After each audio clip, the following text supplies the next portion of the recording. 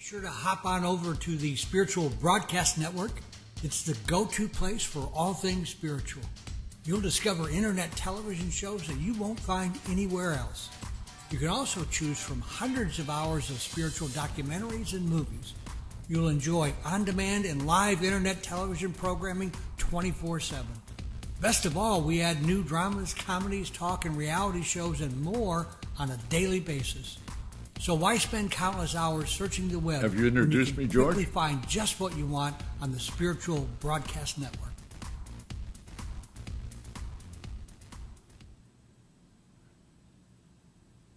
Good afternoon. Welcome to the Afternoons with Ed show.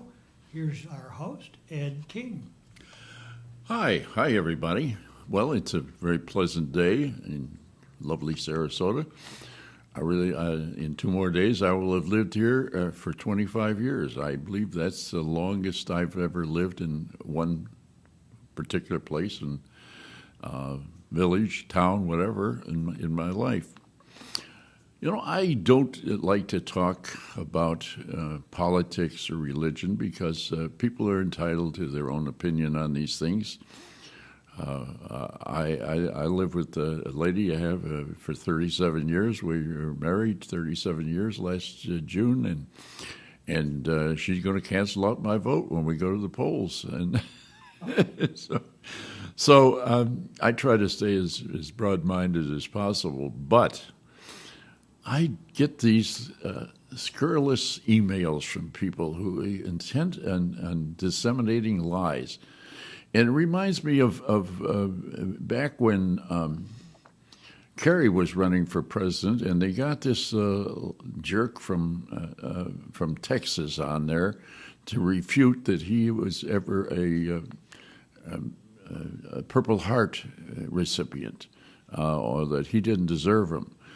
And you know what was so funny about that was there was a history between these two guys, and both of them had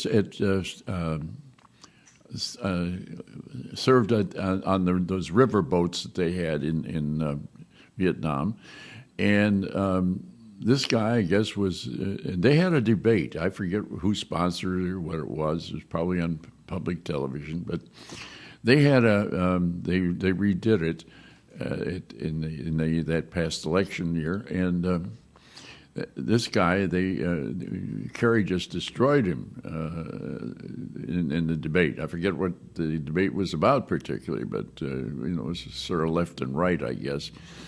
But anyway, they got these people together and they demeaned Kerry. Now, I have no particular love for Kerry. I think he's probably the first smart guy. He married a real rich woman, but he, of course, was pretty well-to-do in his own right. But getting back to the present situation with our President Obama, no matter who's president, we owe him respect. And I don't see this happening. I see all this stuff come through. One thing these people seem to be intent upon doing is proving that, first of all, he is not a citizen. Well, that's been disproved over and over again, and it's a bad, it's a forged birth notice, and it was in the paper. Now you can't go back and change it. We don't have time travel, so you can't go back and change the newspaper. And the other one is that he is a Muslim.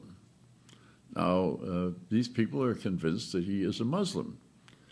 Now, he was born to his father, who was in the Hawaiian Islands on a scholarship. It was sponsored by the government. He came from some place in Central Africa, Lagos or some place I'd never heard of. And he ended up getting this is Obama's father, a PhD from Harvard. And he went back to Africa to do what he could in his country, apparently. I don't know this is for a fact, but this is apparently what happened. And then, of course, Obama's mother, who was white, and whose parents, white parents from Nebraska originally, farmer people, originally, they approved of the marriage. They approved of the guy because he apparently was pretty impressive in his own way. But he went back, and of course, they got divorced, and she stayed in Hawaii, and then she met another fellow that was there from Indonesia. And he was there and going to school at the same time that she was. This is Obama's mother. And so they got together, and he went back to whatever Indonesian island, I don't know whether it's Borneo or they used to call these the Spice Islands at one time. But anyway, he went back to try and do things there. And of course, it was a very corrupt government, and I guess he got disillusioned and disheartened and hard to live with. And Obama's mother apparently says that it was a problem there was the have and have-nots, and of course the Americans in there that were supposed to be monitoring things or had an embassy there, whatever, they looked down on the natives. You know, they were woks or gooks or something. But anyway, that marriage disintegrated for practically the same reason, because this guy had gone back to the island. She went with him, and it was a disaster. So apparently, and he was virtually raised by his grandparents, his mother's family, and spent a lot of his years with them, and they were Methodists. Now, I don't know whether he ever was a Methodist or not, but he certainly, there's records to prove that he belonged to some sort of a Protestant church here in the United States, and practiced his religion as far as we know. So why people are intent on demeaning people, I don't know. But this is nothing new. Abraham Lincoln was so torn to pieces by the newspaper in his day. They portrayed him as an ape or an illiterate and all sorts of things.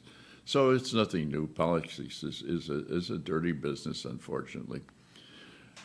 Sometimes we need a guy that's without the intellect. You know? Oh, that's another thing. They have called in question the academic stature of our President Obama.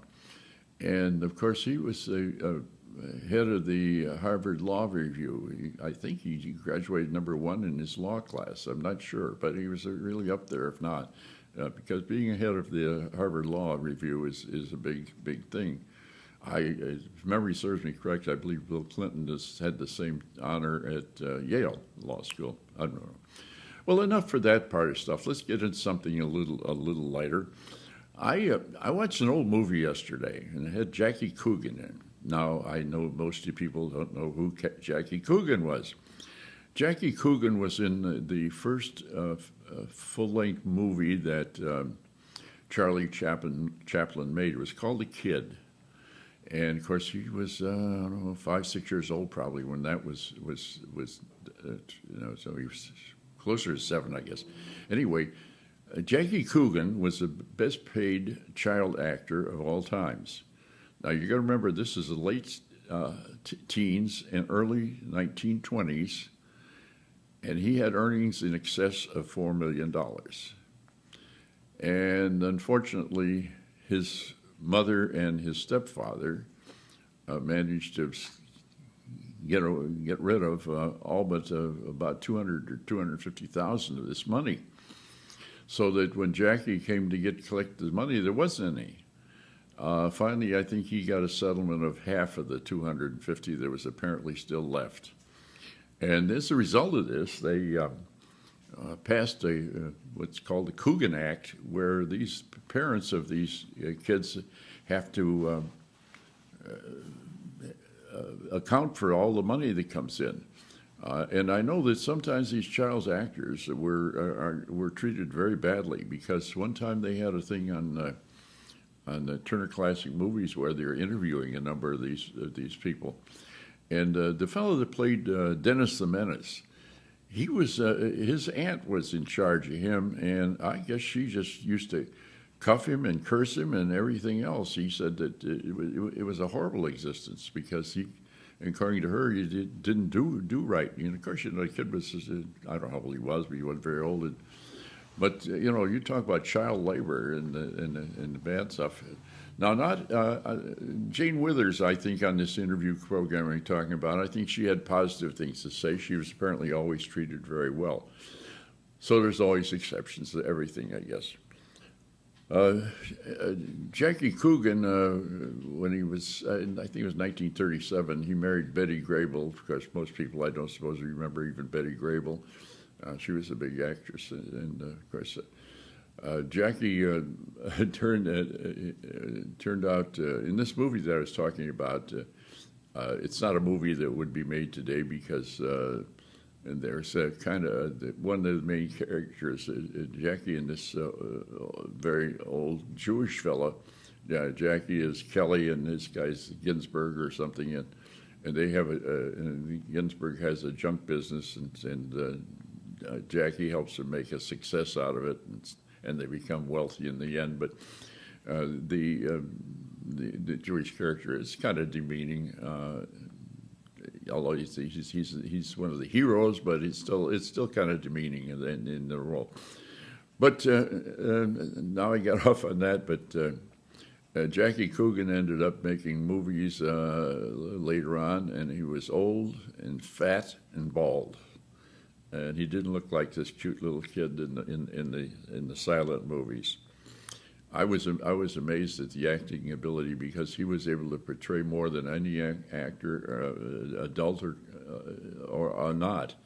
As a kid in this movie, you knew what was going on. There was plenty of dialogue in the movie, which helped, but you knew what was going on because this kid was one fantastic actor. Now, I talk a little bit about longevity. There are places in the, and I saw this on television. I don't know whether it was PBS or whether it was the History Channel or where it was, but they made scientific studies of there are pockets on the earth where people live longer than the average. Now, the average male age in the United States now is 76, so I got him by almost 15 years already.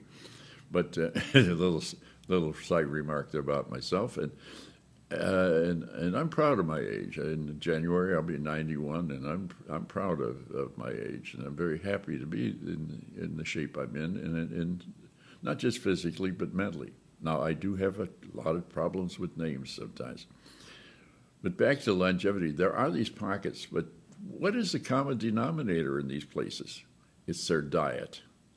It's their diet, and another thing is lack of air pollution. One of the places is a Greek island that I guess they're starting to get tourists now, but because of their being famous for people living long. But it's their diet. They don't, and they lead a relaxed life. These people sleep late in the morning. They get up and do some work. They have, I guess they have a little breakfast when they get up, which is usually something like goat cheese and something else, and I forget what. But there are no animal fats involved and there's no trans fats at all in their diet. Also, they take an afternoon nap, and then they get up, and then in the evening they socialize a lot. Now, this is something that's just kind of weird down here in Florida. I live in a condominium. There's 20 units, and we're in a oblong, elongated circle, whatever you call that, and there's virtually never anybody out and about. I don't know what these people do all day. But other than, I guess, a few of them play golf sometimes, but I just don't know what they do with themselves because I never see it sold out. And it's funny because I was talking to somebody a couple of days ago, and it was on Friday, yesterday, and he said he lives in the Meadows, and he said the same thing, and he says also that they apparently they roll up the sidewalks at 9 o'clock. So I don't know. I think that I think the secret to part of the longevity is not only diet but also your mental attitude and activity. I'm obsessive compulsive, and I have an urge to be doing something, which kind of prevents me from taking a nap most of the time because I think it's something I want to do. Okay, enough of that. One of the things I'd like to talk a little bit about is literature and poetry. And talking about literature, I think that probably the best form of literature is a short story, or a long short story, or a short novel, whichever, because it seems to encapsulate enough. If you read the average novel, they're so full of filler, where the guy describes the things. Why does he describe the surroundings so meticulously? I don't think the average person scans a room when they come in with that much thing, because they're thinking about something else and they're having a conversation with somebody else generally. So I love short stories. Probably the two best short story writers that I can think of is yeah, sure, Somerset Maugham and O. Henry. And you know, O. Henry is famous for his twist at the end.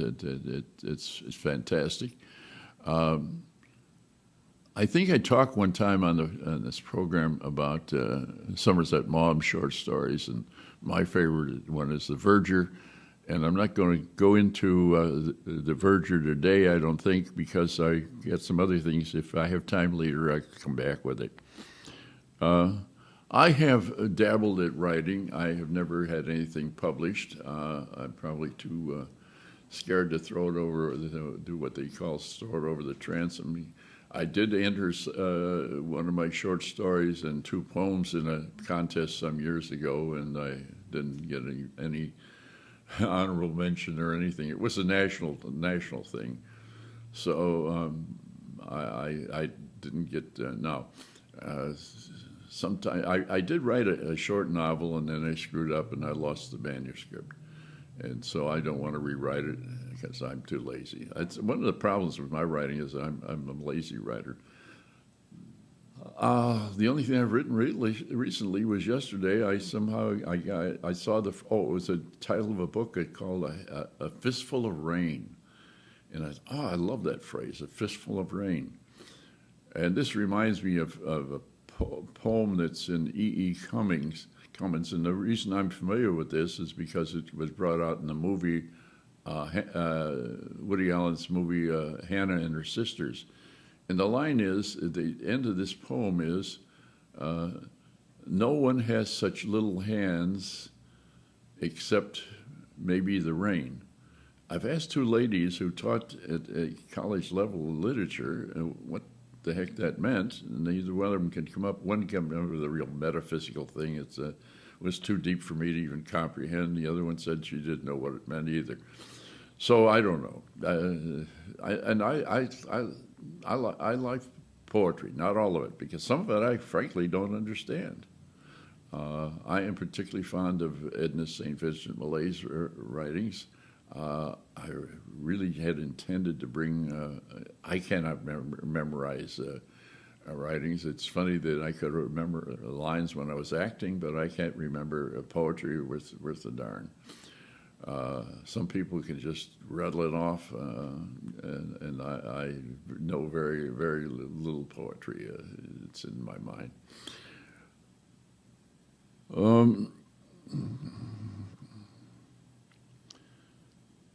Another program I watched on one of the television channels, and I do a lot of reading too, I got to tell you that, but I do watch some television, and I try to be selective.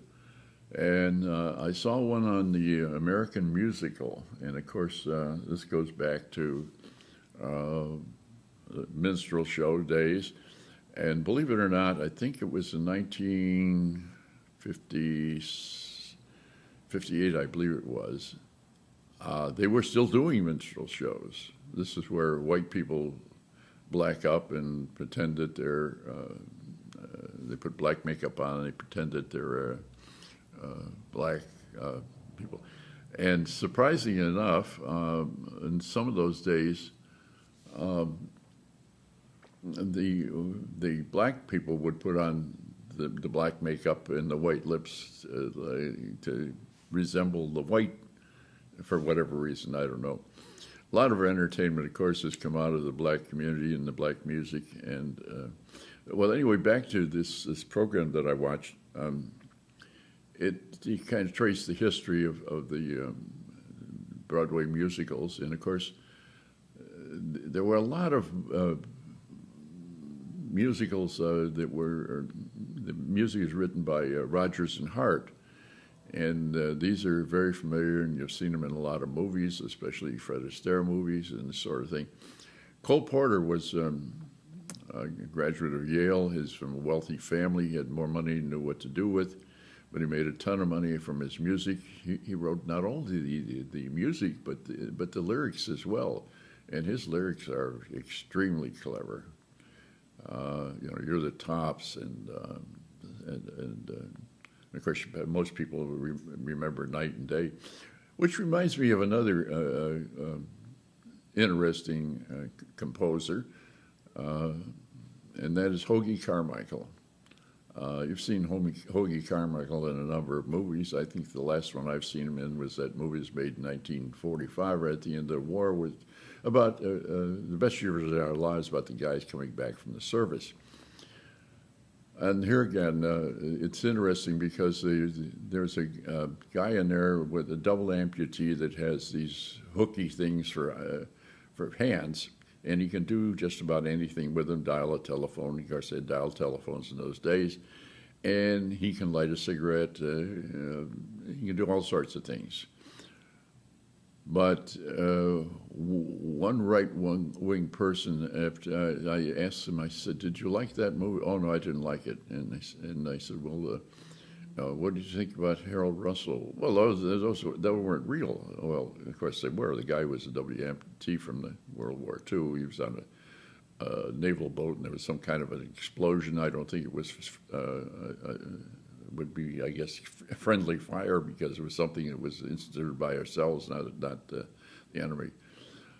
But be that as it may, everybody wants to put a negative spin on things, including me. I have a problem of getting into negativity. The first breakthrough in most of these musicals that were made during the 30s are nonsensical, but first breakthrough was actually in 1927 when Showboat came out. Showboat's a very interesting thing because Oscar Hammerstein wrote the lyrics for it, and Jerome Kern wrote the music, and they tackle racial issues in there, miscegenation, the blacks being treated, in a very demeaning manner, whereas they directly attack social issues. The original show was very long, and not just in length of the show itself, but also the span of time that it went from the young couple to be people with grown daughter. Not to get into the show in too much depth, but it was the first one that actually told a story, both in the lyrics and the dialogue. It was a great breakthrough, and it wasn't again until Oklahoma in 1943, I think it was, came out and told the story. Oklahoma is based on a story called Green Grow the Lilacs, which is interesting. The word gringo comes from that. The Mexicans, when the American Army went down in there, and they were singing Green Grow the Lilacs, and so that became gringo. These people were the gringos. So you know that. Now, I'm sure you all are holding your breath to hear that fine piece of trivia.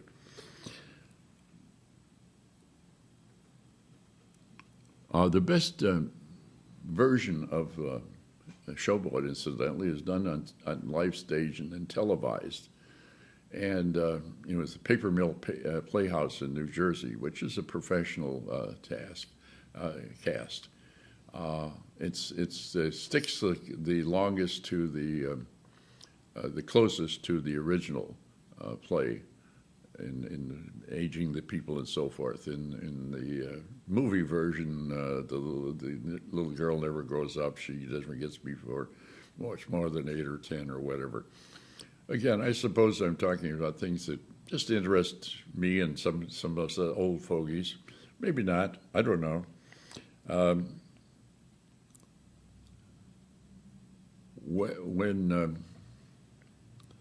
When I get started on like literature and so forth, I'm going to briefly tell you, and I may have done this already on the show previously because it's my favorite Somerset Maugham short story. Incidentally, Cole Porter was gay. He was married for many years to the same woman. It was just a thing to, I don't know why he was married to her, but it was not a marriage. In fact, it was just a convenience. I guess they liked each other and hung around each other all the time. But and Somerset Maugham also was gay, for what that may be. Somerset Maugham's the story about the Verger. I love this story, and I suspect that he picked this up from folklore somewhere. And for those of you who are not familiar with Somerset Maugham, many of his short stories and also novels became major motion pictures. And The Verger is a short story, and it appears in a thing that has 4 of his short stories in a movie, a major movie, called The Quartet. And the Verger, this guy's name is Edward Albert Foreman, and he's the Verger at St. Mark's in London. Verger is a guy that's sort of a cross between a janitor and an assistant, like we use the Catholics would use an altar boy. In other words, he robes for baptisms and things like that. Well, he'd been there for 20-some years, and they get a new pastor. And the new guy calls him in, and he said, Mr. Foreman, he said, I see that you're illiterate. And he said, yes, sir, that's so. He said, well, we can see that you get an education to get literate so that you can keep your job here at this high-class church. And he said, oh, I'm sorry, sir, I didn't take to that sort of thing. I don't think I'd be interested. And the guy said, well, you have to go then. And he said, okay, I'll go. So on the way home, he's pretty fussed up about losing this job, which he loved. And he decides he's not a regular smoker or drinker, but he decides that maybe having a cigarette would calm his nerves. So he goes looking for a shop to sell cigarettes, and he can't find one. And this is a big, long street he's on, and he goes up down the street, and he can't find a place to buy a smoke. So he goes home, and he talks to his wife, and they'd saved some money over the years. And so they decide to invest in and open a tobacco shop on that big, long street. I'm capsulizing the story, of course, and the upshot of this is that the smoke shop is a big success, and the guy ends up owning a chain of shops all over London, smoke shops. And one day he goes into the bank, and the banker said, Mr. Foreman, you've got a great deal of money on deposit here. He said, we have a trust department, and they could help you with investments that would make you more money than these just bank deposits. And he said, no, I wouldn't be interested in it. He said, well, take these papers home and read them over and before you really make up your mind. And he said, well, that wouldn't do me any good. And he said, well, why not? He said, because I can't read or write. The guy says, my goodness, you can't read or write? What would you have been? You were so successful. What would you have been if you had education? And he said, well, that's an answer. That's easy. I'd be the Verger at St. Mark's. Hey, thank you all for listening this afternoon. I just had a good time. I hope you enjoyed some of it at least. And again, don't believe everything you hear on email because there's so much falsehood there. It's just terrible. Read about Barack Obama. Get his biography and read it, and you get to know him. If you want to do it, do it. I don't know if Romney's got one or not, but you could probably look up all you want to know about him on the internet. And whatever your politics are, get out there and vote. I know I am, even though my wife's going to cancel me out. But that's part of life. Nobody's perfect. Thanks a lot. Bye now. Be sure to hop on over to the Spiritual Broadcast Network. It's the go-to place for all things spiritual. You'll discover internet television shows that you won't find anywhere else. You can also choose from hundreds of hours of spiritual documentaries and movies. You'll enjoy on-demand and live internet television programming 24/7. Best of all, we add new dramas, comedies, talk, and reality shows and more on a daily basis. So why spend countless hours searching the web when you can quickly find just what you want on the Spiritual Broadcast Network?